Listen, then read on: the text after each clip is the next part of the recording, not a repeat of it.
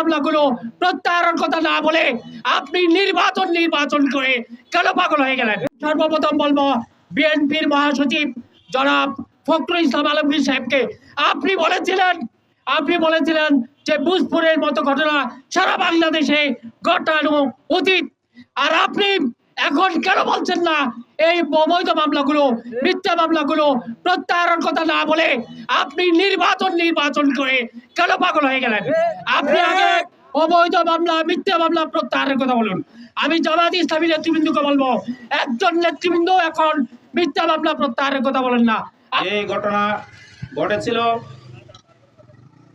সেই সন্ত্রাসী আওয়ামী লীগের গুন্ডা বাহিনীরা এই ভোজপুর জনগণের উপর অতর্কিতভাবে অস্ত্র শস্ত্র নিয়ে ঝাঁপিয়ে পড়েছিল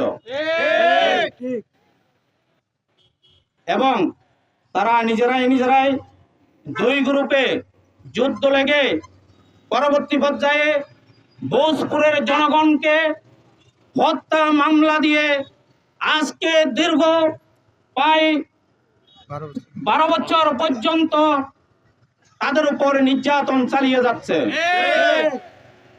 এই মামলার সাথে এমন ব্যক্তিদেরকে জড়ানো হয়েছে যারা দিন আনি দিন খায়, রিক্সাওয়ালা, শ্রমিক, মেহনতি জনতা, ব্যবসায়ী এবং শিক্ষক, বিভিন্ন স্তরের জনতাকে এই মামলাতে জড়ানো হয়েছে।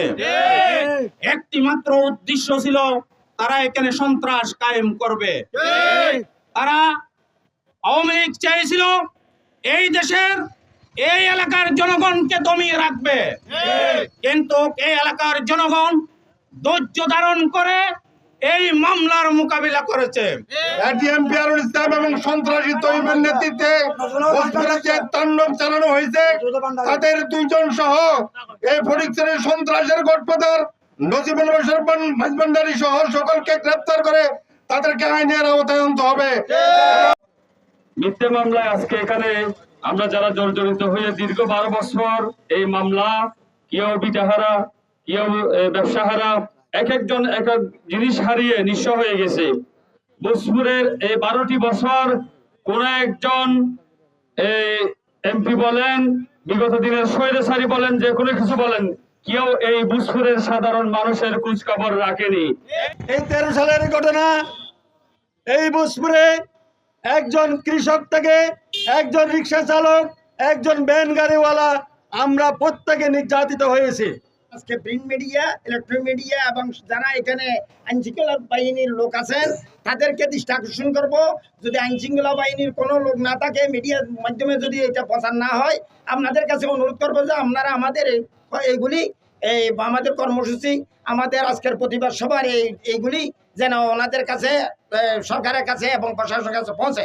আর আমরা জানি 11 এপ্রিলের যে তাণ্ডব, এই তাণ্ডব অনেক দুঃখী এবং ভ্যান চালক, রিক্সা চালক, অনাহার, দিনমজুর, কাঠমিস্ত্রি, অনেক ভাইদেরকে আমাদের এই মামলার আসামি করা হয়েছে।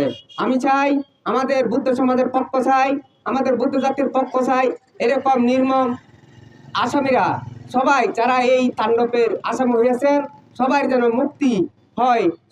রাজনৈতিক অন্তর্কন্দরের নাটক আমাদের এই ভোজপুরে সে মঞ্চস্থ করে একটি সাজানো ঘটনা ঘটিয়ে ভোজপুরের হাজার হাজার নিরীহ মেহনতি মানুষকে মামলাভুক্ত করে হয়রানি করা হচ্ছে। আমরা এই মিথ্যা মামলা অবিলম্বে প্রত্যাহার চাই।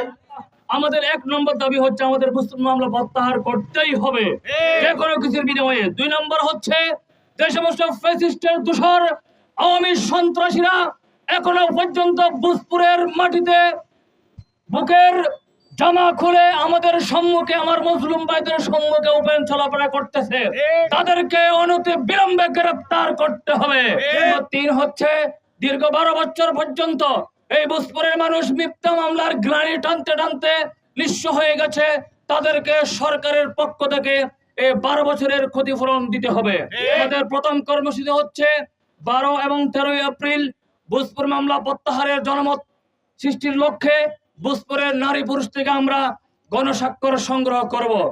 নম্বর 2, আগামী 15 এপ্রিল এই গণস্বাক্ষর সম্বলিত একটি স্মারকলিপি স্বরাষ্ট্র উপদেষ্টার বরাবর আমরা ইউনু মহোদয়ের মাধ্যমে প্রেরণ করব।